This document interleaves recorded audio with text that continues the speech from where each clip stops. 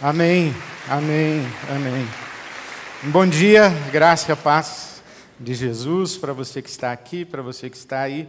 Um beijo no seu coração também. Quero ler hoje com você o Salmo 16. Salmo 16. E eu escolhi como título desta mensagem de hoje de manhã, abre aspas, duvido você orar assim. Duvido você orar assim. Porque há algumas coisas que a Bíblia nos fala, e especialmente as palavras que são partilhadas pelos homens e mulheres que viveram a história bíblica, nós as tomamos como verdades, e são. Mas são verdades para eles que disseram o que disseram. Não necessariamente são verdades para nós. Quando expressam sua confiança, quando fazem afirmações que descrevem as suas experiências com Deus, eles estão falando deles. E as experiências deles podem ser úteis para nós, no sentido de trazerem inspiração para nós, nos oferecerem referências de uma caminhada com Deus. Mas o que quero dizer é que muita coisa do que está dito na Bíblia é verdade para quem disse, não necessariamente para nós. Essa daqui é uma dessas falas, é uma dessas orações, a do Salmo 16, que é verdade para o salmista, e assim eu quero crer, mas eu não sei se é verdade para mim, e também não sei se é verdade para você. Então a palavra de Deus nos interpela. E eu quero oferecer essa palavra para você com esta provocação. Duvido você orar assim, como o salmista orou no Salmo 16, o versículo 2. Ao Senhor declaro, Tu és o meu Senhor, não tenho bem nenhum além de Ti. Tu és o meu Senhor, não tenho bem nenhum além de Ti. Duvido você orar assim. Não tenho bem nenhum além de Ti. Tu és o meu Senhor. Yahvé é meu Adonai. Não tenho bem nenhum além de Ti. Me debrucei sobre essa oração atribuída ao rei Davi. Primeiro, fui impactado por esta angústia de temer repeti-la.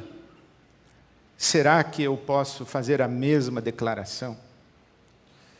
E quando fiquei em dúvida se eu poderia ou não fazer essa declaração, é claro que eu comecei a tentar me defender. Encontrar justificativas. E fiz um exercício de tentar compreender o que de fato está sendo dito nesta frase, não tenho bem nenhum além de Ti. Quem poderia dizer isso? Que pessoas exemplificam uma condição em que esta afirmação é verdadeira?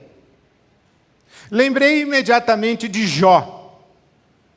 Jó era um homem justo, próspero, rico, cheio de bens. Um dia, um dos seus funcionários chega e diz: os bandidos vieram e levaram o nosso gado e mataram todos os que estavam comigo e somente eu sobrevivi para lhe trazer a notícia. No outro dia, um funcionário chega a Jó e diz: caiu fogo do céu e consumiu todas as nossas ovelhas. E todos os que estavam cuidando das ovelhas morreram, e somente eu sobrevivi para lhe trazer a notícia. Depois disse um outro funcionário: os bandidos vieram e levaram todos os nossos camelos, e mataram à espada todos os que estavam comigo, e somente eu sobrevivi para vir contar a notícia. No dia seguinte, vem um outro funcionário e disse: seus filhos todos estavam se banqueteando na casa do seu filho mais velho, mas veio um vento impetuoso e a casa desabou sobre todos, e todos morreram, menos eu sobrevivi para vir lhe contar a notícia. Jó então diz: nu eu saí do ventre da minha mãe, e nu voltarei. Me despedirei desta vida. O Senhor deu, o Senhor o tomou, bendito seja o nome do Senhor, e diz a palavra de Deus que Jó não pecou com suas palavras e não pecou com o seu coração. Eu pensei, bom, esse é um homem que pode dizer: não tenho bem nenhum além de ti, porque eu perdi tudo. Eu perdi tudo. E no caso de Jó, e é claro que bem não é apenas o recurso financeiro, não é a riqueza, não são propriedades e posses. No caso de Jó, ele perdeu as suas posses, ele perdeu os seus filhos, ele perdeu a sua esposa, que disse a ele: não te falta perder nada, só sobrou Deus para você, amaldiçoa o teu Deus e morre, se mata. Amaldiçoa o teu Deus e se mata. Perdeu a esposa, perdeu a mulher, perdeu a reputação, porque todos os que tentaram consolá-lo acreditavam que ele estava vivendo em pecado, contrariando os mandamentos de Deus, e o tomaram como um homem que estava em rebeldia e em contradição e em transgressão contra Deus. Ele perdeu a reputação, perdeu a confiança de que era um homem justo e um homem íntegro, isto é, perdeu tudo. Perdeu tudo. E aí então eu digo: esse sujeito que perdeu tudo pode dizer: não tenho bem nenhum além de ti. Acredito que para muita gente perder tudo é uma grande bênção. No caso de Jó, ele sugere que foi, porque ele chega ao final de sua conversa com Deus, de dentro da sua angústia por tudo ter perdido, e diz: antes, quando eu tinha tudo, eu te conhecia de ouvir falar, mas tendo perdido tudo, hoje os meus olhos te veem. Às vezes, o tudo que temos funciona como uma nuvem de fumaça, que nos distancia de Deus sem o percebermos. Porque temos tudo e temos a vida em ordem, nós nos acreditamos justos e abençoados por Deus. E Deus é palavra corrente na nossa boca. Mas no caso de Jó, ele diz: eu te conhecia de ouvir falar, eu sabia a teu respeito pelo testemunho que me davam, mas eu não te experimentava de fato, eu não te conhecia de fato.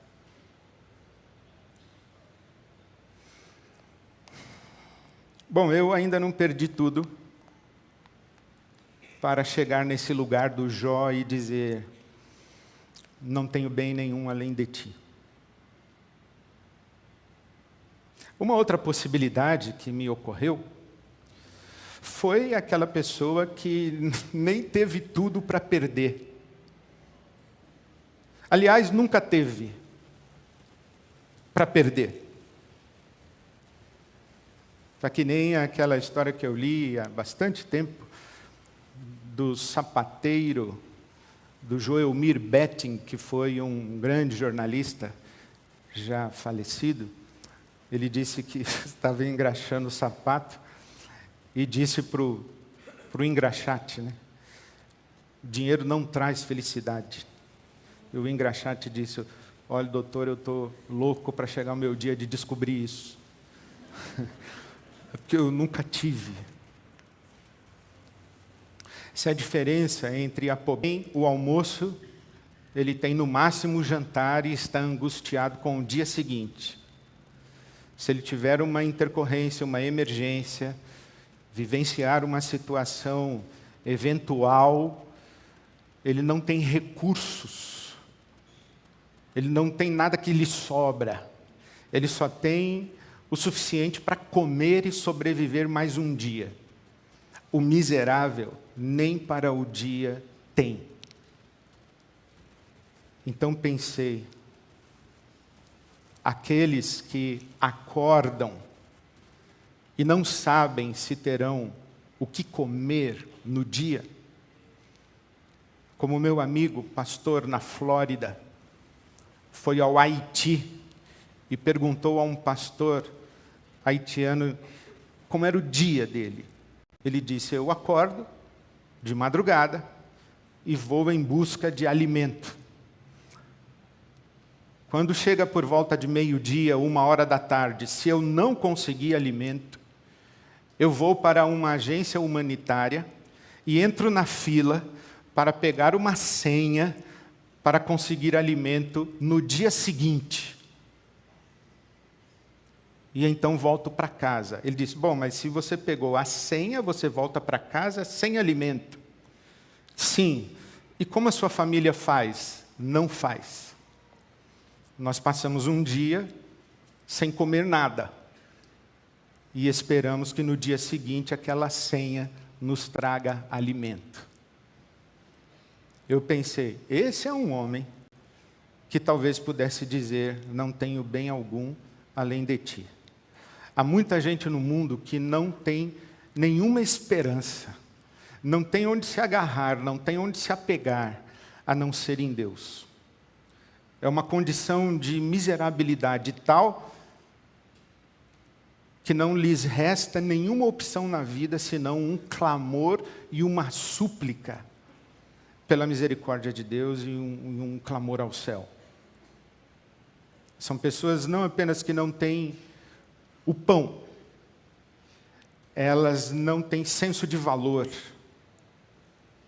elas têm os olhares que julgam e faz com que elas acreditem que nem mesmo dignidade humana elas têm. Elas não têm forças, elas não têm criatividade, elas não têm iniciativa. Nós as reputamos como vagabundos, vagabundas, mas elas vivem à mercê das migalhas das nossas mesas. Nós encontramos essas pessoas catando lixo nas esquinas das nossas ruas. Bom, eu não sou uma delas. Você também não. E eu pensei, será que é isso que quer dizer não tenho bem nenhum além de ti? Não, não é. Porque aqui é o rei Davi que está falando. Ele não é um miserável. Ele não cata lixo. E também é o rei Davi que não perdeu tudo. Ele era o rei Davi. Aí eu pensei, vai ver. Esse não tenho bem algum além de ti. É tipo assim ser monge, freira. Abrir mão da vida produtiva, abrir mão de receber salário. Esse pessoal assim, que a gente chama de bicho grilo, ongueiro, dedicado a causas humanitárias, pessoal que vai servir lá em Angola, vai servir na África, lá no fundão da África, vai lá para o fundão da Índia, vai fazer coisas assim que o dinheiro não entra na contabilidade. Faz a história de de uma freira que dedicou-se num desses países da América Central, de muita miséria e pobreza, e foi sustentada e financiada por um casal milionário norte-americano. E os dois velhinhos, já na sua idade bem avançada, decidiram visitar a freira, que recebia suas contribuições financeiras durante anos, para sustentar aquela obra social que a freira fazia. E quando chegaram lá, passaram 2 dias com a freira. Ao final dos 2 dias, o velhinho disse: irmã, eu não faria isso que a irmã faz por dinheiro nenhum do mundo. E a freirinha disse: eu também não. Eu também não. Existe gente no mundo para quem o dinheiro não é importante. Existe gente no mundo que se dedica a fazer coisas, que se dedica em questões, em lugares, que nós não gostaríamos de ir e não gostaríamos de estar. Tanto não gostaríamos de ir e de estar que nós preferimos pagar para que elas façam. Porque não nos imaginamos no lugar delas. Aí eu pensei, será que é um negócio desse assim, eu ir trabalhar entre os pobres, servir aos pobres, e num recanto de profunda miséria, eu viver como um miserável entre eles? De vez em quando eu tenho essas neuras. Há um texto muito lindo chamado Servos entre os Pobres, o autor é Viv Grieg, que era um homem muito rico, mas escolheu viver entre os pobres, em Honduras, numa favela que nós chamamos de comunidade, numa favela em Honduras. E ele foi viver entre os pobres, e ele disse o seguinte, que todos nós que somos de Jesus e que somos seguidores de Jesus, somos chamados a servir aos pobres. E alguns de nós fomos chamados a servir entre os pobres. E o Viv Grieg dizia, eu fui chamado não apenas para servir aos pobres, mas para servir entre os pobres. Viver miseravelmente com eles. E eu pensei, será que é isso? Será que é isso que significa dizer, eu não tenho bem algum além de ti? Bom, eu não sou uma dessas pessoas, eu não me sinto chamado para servir entre os pobres. Tenho uma consciência de que Deus me chamou para servir aos pobres. Isso eu tenho consciência. Mas entre os pobres eu ainda não ouvi esse chamado. E se Deus está chamando, eu ainda não discerni. Então pensei que esse não tenho bem algum além de ti poderia ser uma experiência assim, semelhante à do apóstolo Paulo, que disse, aprendi o segredo do contentamento. Eu sei tanto ter fartura e abundância, quanto passar necessidade. Eu sei tanto me banquetear, quando os ricos me servem a mesa farta, quanto passar uma noite na prisão depois de ter sido apedrejado. E estou com o mesmo coração no cimento frio da prisão e na cama mais confortável que alguém possa me oferecer. Porque eu aprendi o segredo do contentamento. Eu posso isso, e posso isso. E posso isso, e posso isso, porque tudo posso naquele que me fortalece. Isto é, não tenho bem algum além de ti, porque o bem que eu eventualmente tenho, não é ele quem me determina. E não é ele que determina a minha identidade, mas também não determina o meu estado de alma, a minha alegria, a minha paz, o meu contentamento, como disse o apóstolo Paulo em Filipenses capítulo 4. Ah, você é uma pessoa muito linda. Você é muito inteligente. Ah, você é um ótimo empreendedor. Ah, você é uma pessoa maravilhosa, todos gostariam de ser amigas de uma pessoa como você, de uma mulher como você. Ah, você tem uma família maravilhosa. Ah, você é muito capaz. Ah, você é muito competente. Ah, você... Legal, é muito bom. Mas isso não me tira do chão, não me arrebata, não me deixa deslumbrado, deslumbrada. Porque também eu ouço, você é incapaz, você é incompetente, você é um estorvo. Não sei onde eu estava com a cabeça quando eu tive você, devia ter te abortado. As pessoas ouvem esse tipo de coisa. É muito difícil nós não nos encantarmos quando nos insuflam e não nos abatermos quando nos pisam. O Paulo disse, eu sei ouvir elogio e eu sei ser cancelado.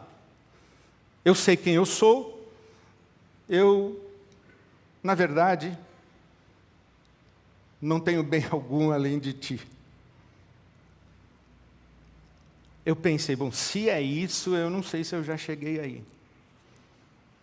Não sei.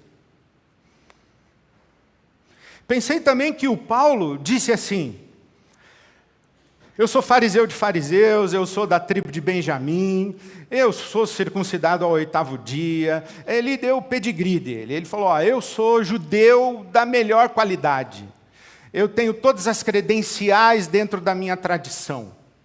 Mas tudo que eu possuo, eu considero como esterco para ganhar a Cristo.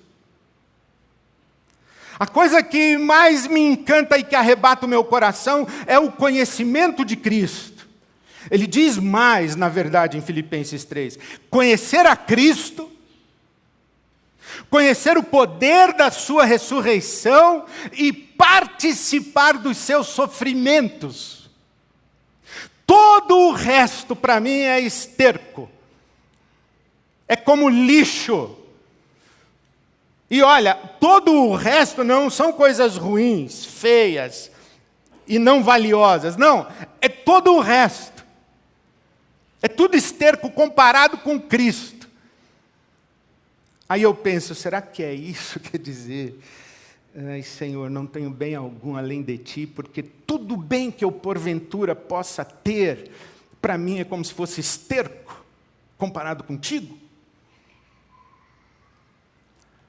Também não sei se eu cheguei aí. Quando eu digo não sei se eu cheguei aí, é um eufemismo, né? É claro que não. Eu sei que você já chegou, mas ore por mim, porque eu não. Hashtag contém ironia. Mas aí eu cheguei numa sexta possibilidade. Aí eu falei, eu acho que nessa aí eu cheguei.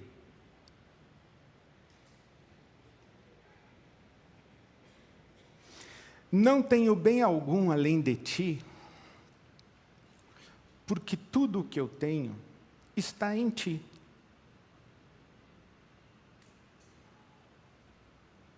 Não tenho bem algum além de ti, porque eu não tenho nenhum bem fora de ti.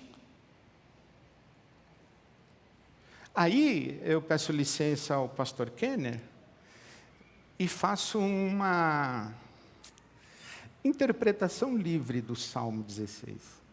O além.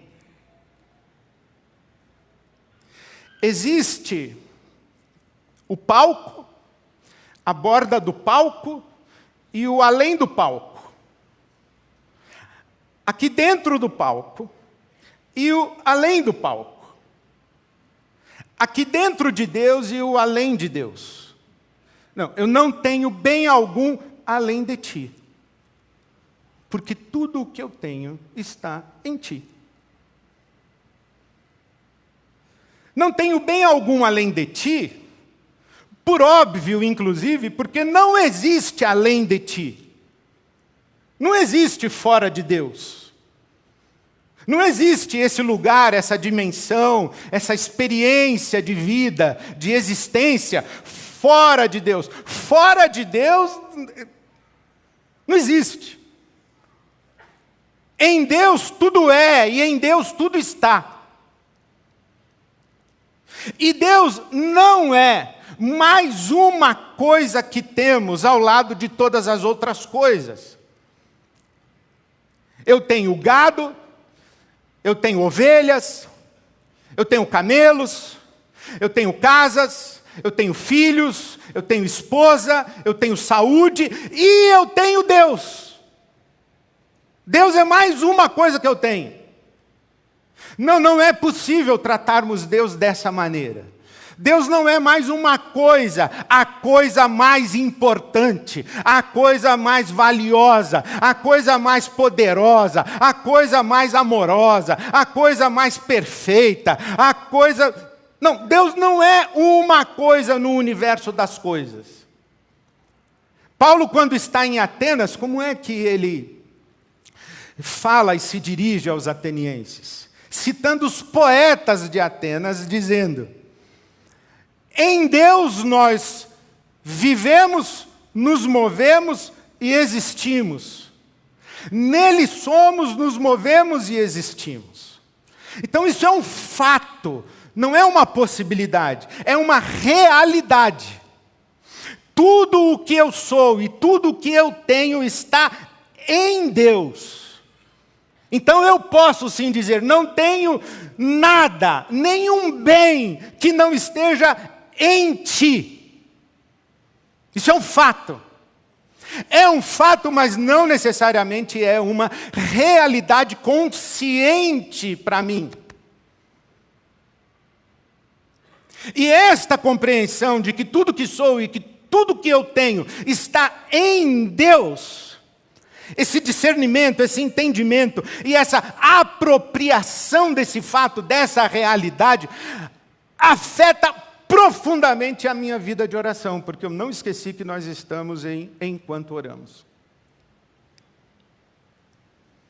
Porque há dois tipos de oração. Um tipo é a oração que Jesus nos ensinou. Quando você orar, entra no seu quarto, fecha a sua porta e busca o seu pai que está no secreto e ele vê você e ele recompensa você. Essa oração do quando você orar, por quê? Porque há tempo quando você não está orando. Então, quando você for orar, entra no seu quarto, fecha a sua porta. É a oração do quando. Essa oração do quando é a oração do tipo que nós falamos assim, olha, Senhor, entrando agora em tua presença. Não é que a gente fala? Aí você está numa reunião de oração, o outro que vai orar, como é que ele ora? Senhor, continuando em tua presença. A gente ora assim. Como se o último a orar fosse, Senhor, agora saindo da tua presença. Não tem como a gente sair da presença de Deus. Nós estamos em Deus. Nele somos, nos movemos e existimos. Nós estamos aqui dentro dele. Mas a sensação do nosso coração é essa. Que nós entramos quando entramos no quarto da oração e saímos. E nós nos sentimos desamparados, descuidados, como se os olhos de Deus não estivessem sobre nós, como se Deus não estivesse atento a nós. Por quê? Porque Ele não está nos contemplando? Porque Ele não está nos cuidando? Porque Ele não está conosco? Não, é porque nós não estamos com Ele. Não é que Ele esteja desatento a nós, é nós que não estamos atentos a Ele. Então existe a oração do quando, mas existe uma outra oração que é a que o apóstolo Paulo nos recomenda.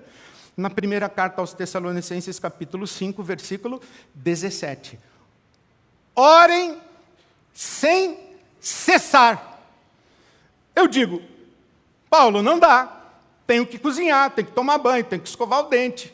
Eu tenho que levar meu filho na escola, eu tenho que fazer supermercado, eu tenho que ter aula, eu tenho que trabalhar, eu tenho compromisso, eu tenho que bater cartão, não dá para eu orar sem cessar. Aí o Paulo diria, você não entendeu.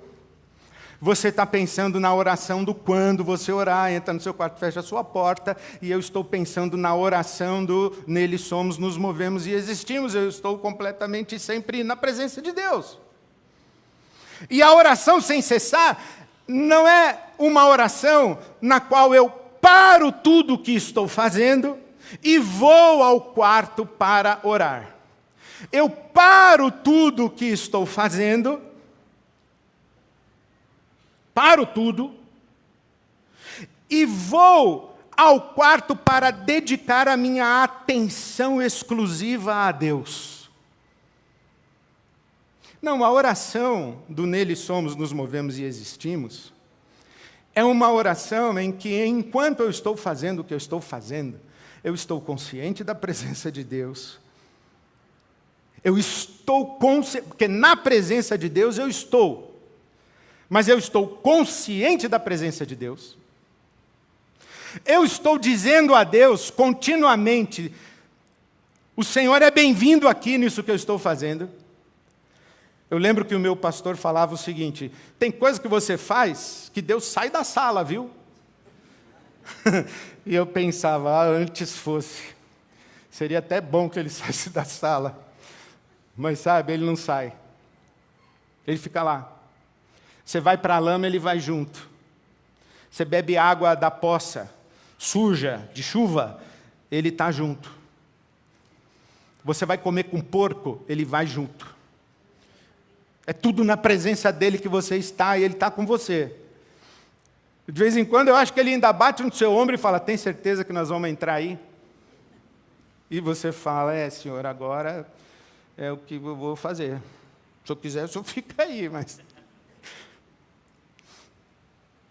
Mas a oração do nele somos, nos movemos e existimos é essa oração da consciência, em que eu estou conversando com meu filho, mas eu sei que Deus está na conversa. Em que eu estou vendendo meu carro, mas eu sei que Deus está na conversa. Eu sei que eu estou discutindo com meu chefe, mas eu sei que Deus está na conversa. Eu sei que Deus está na conversa.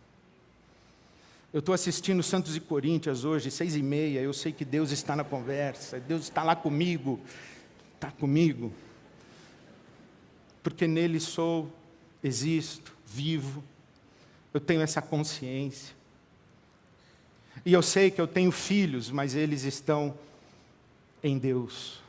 Eu tenho minha esposa, meu casamento, minha família, minha mãe, meus irmãos, meus sobrinhos, mas eles estão em Deus. Eu tenho meu ministério, minha reputação, meu nome, mas está tudo em Deus. Não há nada na minha vida que não esteja referido, consagrado, dedicado a Deus. Eu não deixei nada de fora da minha vida que não estivesse nas mãos de Deus. Nada, nada.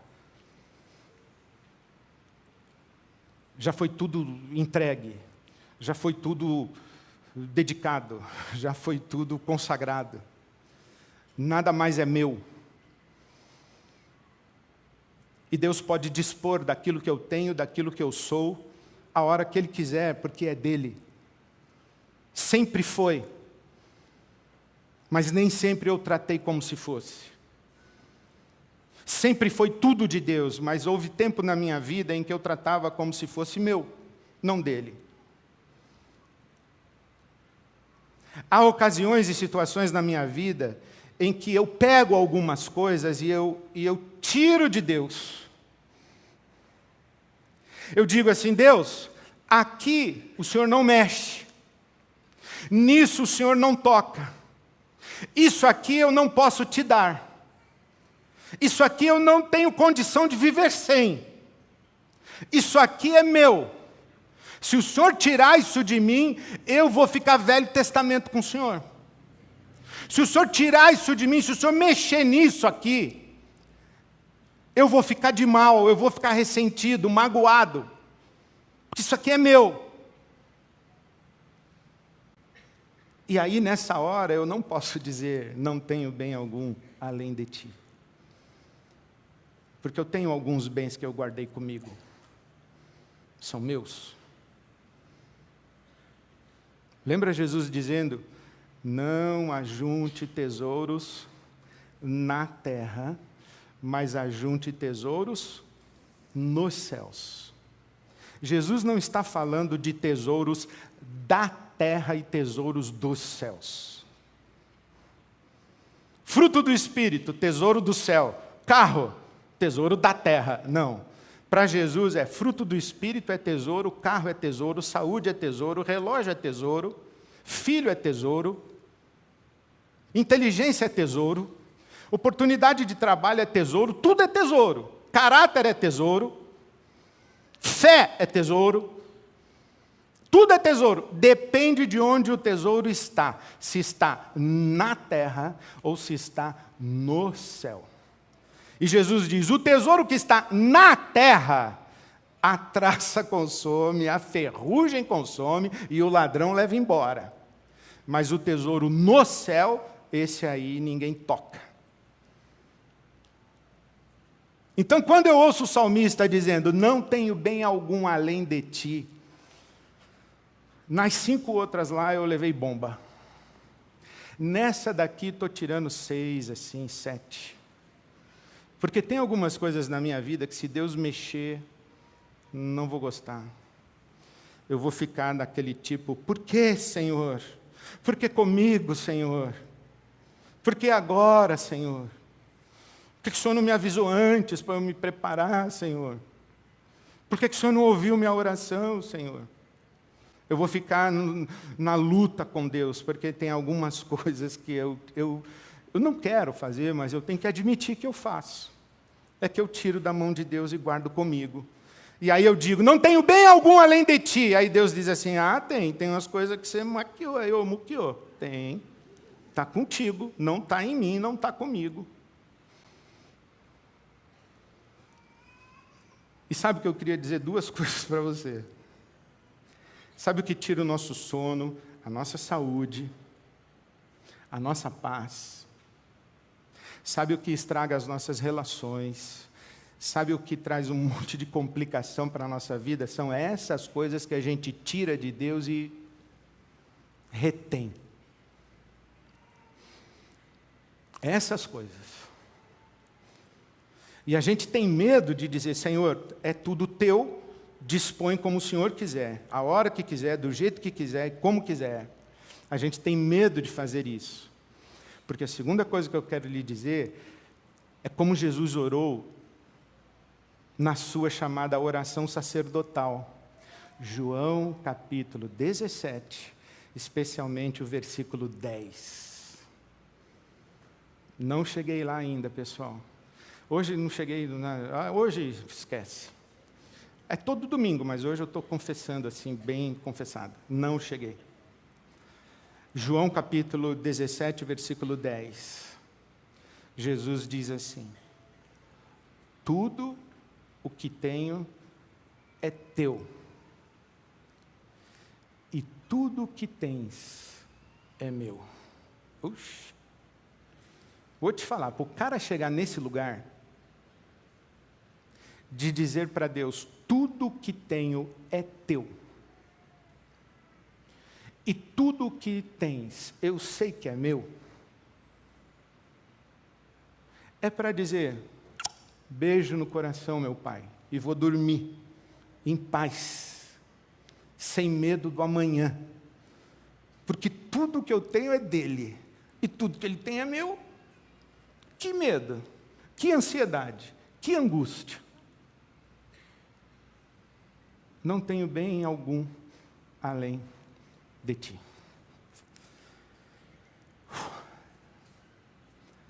Então vamos orar. E eu duvido você orar assim.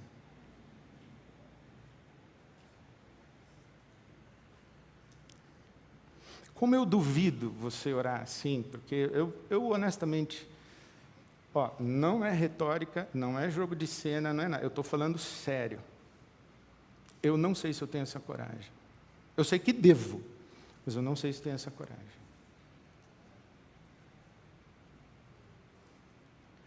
De Deus falar para mim, é meu mesmo? Tá, então posso pegar agora. Eu digo, Senhor.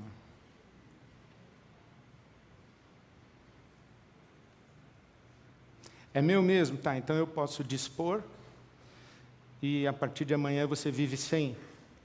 Combinado? Eu digo, dá para a gente conversar um pouco mais sobre isso? Então eu não sei. Mas eu gostaria de orar com você, e se você quiser vir aqui à frente, é bom. Se você anda dormindo mal por causa das coisas que você segura com você e que você não tem coragem de colocar na mão de Deus e dizer para Ele que é dele. E eu queria dar a você essa oportunidade, não necessariamente de dizer, Senhor, a partir de agora é teu. Porque também não é assim, né? Se a gente não entregou até agora, não é agora em meia hora depois de me ouvir que você vai entregar, no impulso, não faz isso. Mas traz isso e diz assim, Senhor, a gente tem um assunto em aberto. O Senhor sabe que tem coisas que eu seguro comigo e que eu ainda não te dei. E essas coisas estão me tirando a paz, a alegria, a saúde e trazendo muita confusão para a minha vida e eu não sei como resolver isso. Eu ainda não consigo dizer, não tenho bem algum além de ti, porque eu tenho.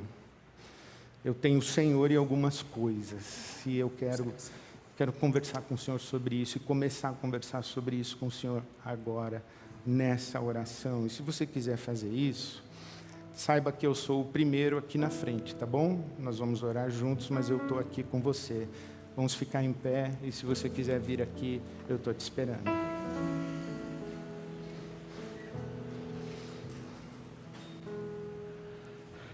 Ao Rei dos Reis consagro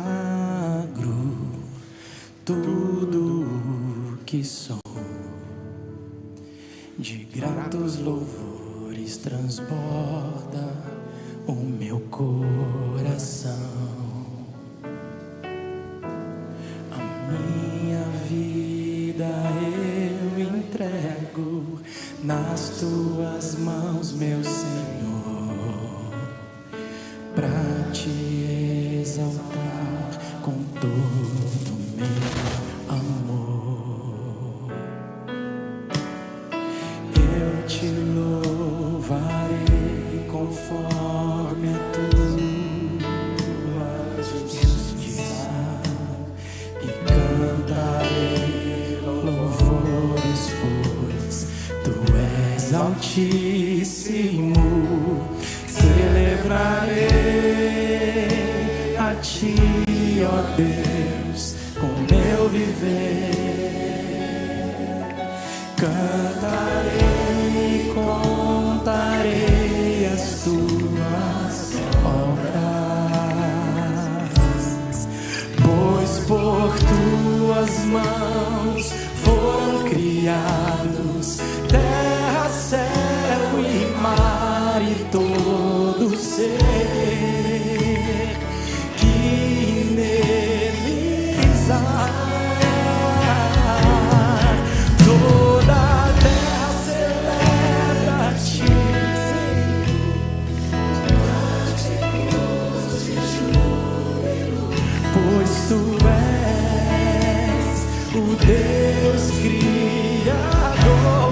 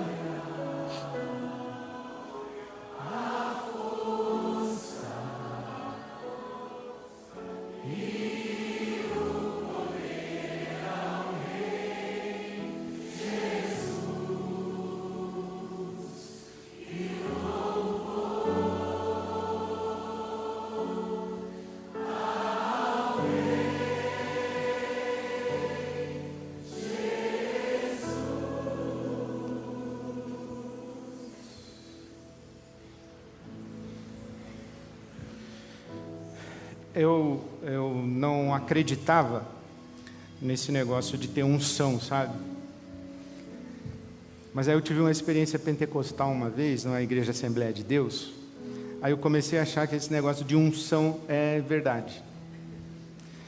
Que em algumas pessoas o Espírito Santo de Deus, em outras não, uns são, outros não. E quando eu tive essa experiência, eu fui falar com o meu professor, um homem piedoso, um homem santo, que eu admirei muito, hoje mora no céu, o Dr. Russell Shedd. E eu falei, Dr. Shedd, eu estou achando que esse negócio de unção é verdade.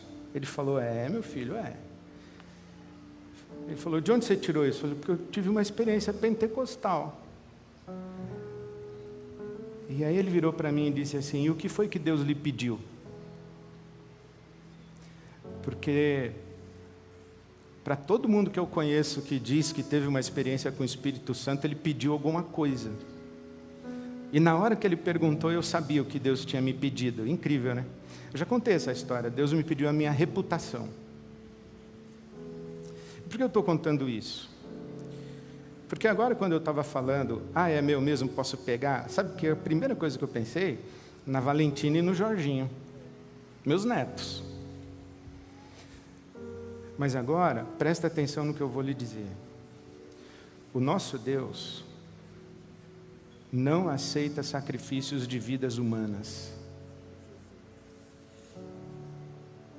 O nosso Deus não aceita sacrifícios de vidas humanas.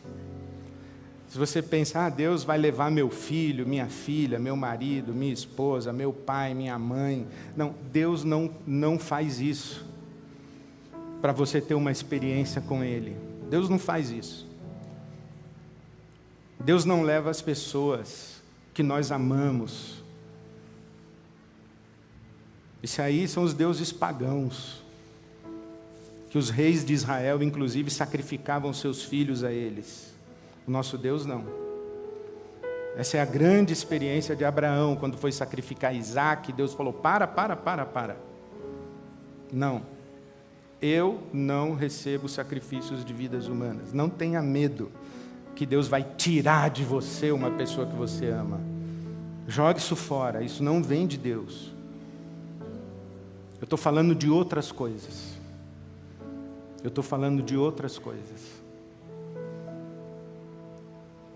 Só que as pessoas que nós amamos e que nós não consagramos a Deus, nós achamos que nós é que retemos.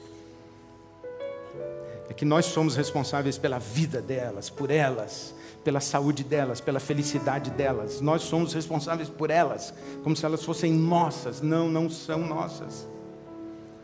As pessoas que nós amamos e que nós não consagramos a Deus, nós tentamos controlá-las, nós tentamos fazer com que elas vivam do jeito que nós achamos que elas devem viver. Nós projetamos a nossa própria noção de uma vida correta, digna nelas, porque elas são nossas. E Deus está dizendo para você, seu filho é meu, sua filha é minha. Deus está dizendo para mim, seus netos, Ed, são meus. Segura sua onda aí. São meus. Eu os amo. Estou cuidando deles. Então eu estou dizendo isso para você. Consagre a Deus as pessoas. Quero dizer mais. Você que tem relacionamentos paralelos, amante. Você que tem relações, diz assim, o que eu faço com essa pessoa? Entrega para Deus isso. Não é sua essa pessoa. Você está entendendo o que eu estou te falando? Relacionamentos que você sabe que você não devia ter. Sociedades que você sabe que você não devia ter. É disso que eu estou falando, porque é isso que tira a sua paz, deixa você doente e pode destruir a sua vida. Entrega para Deus.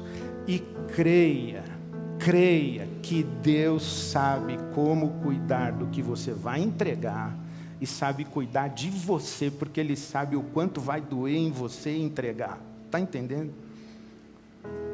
Não é assim, brusco. Não, Deus é cuidadoso. Disse Jesus que Ele não apaga o pavio que fumega, Ele não esmaga a cana trilhada. Então consagra, irmão e irmã. Você já sabe o que é. Deus, obrigado.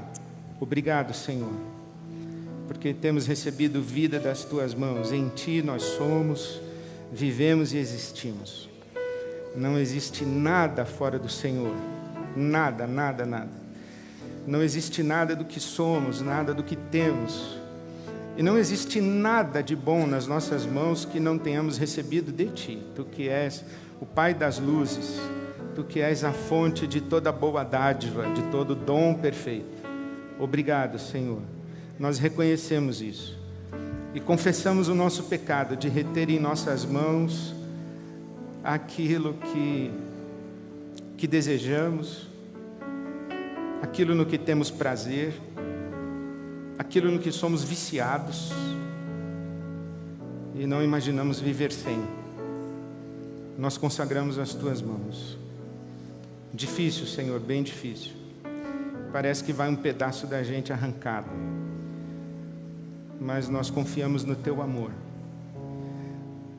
e Te agradecemos pelo privilégio e a oportunidade de abrir essa conversa contigo hoje. Ouve, Senhor, a minha confissão, a confissão dos meus irmãos e irmãs, e sopra o Teu Espírito, para que chegue o dia, e chegue breve, quando a gente possa dizer: não tenho bem nenhum além de Ti. Não tenho bem nenhum além de Ti. Como eu quero poder dizer isso, Senhor. Como eu quero poder dizer isso. Juntos nós clamamos o consolo do Teu Espírito, a direção do Teu Espírito, o poder do Teu Espírito, a unção do Teu Espírito para os nossos irmãos e irmãs que estão sofrendo porque estão retendo nas mãos aquilo que é Teu. Então nós Te pedimos a Tua misericórdia e o dispensar da Tua graça, da Tua bondade, que o Senhor nos tome pela mão e nos leve nesse caminho de consagração. A Ti, ó Deus, nós consagramos tudo que temos e tudo que somos, para a glória do Teu santo e bendito nome, em Cristo Jesus. Segreda, Senhor, no nosso coração, que tudo que temos é Teu, e tudo que Tens é nosso. Só o Teu Espírito pode nos fazer viver isso. Então nós Te pedimos que o Teu Espírito Santo nos conduza, Senhor, nessa experiência, nessa vivência, que isso seja verdade para cada um de nós. Que o Teu nome receba honra, glória e louvor. Em Cristo Jesus. Amém. Amém. Que Deus os leve em graça e paz, alegria, vida. Feliz vida, Ibabe.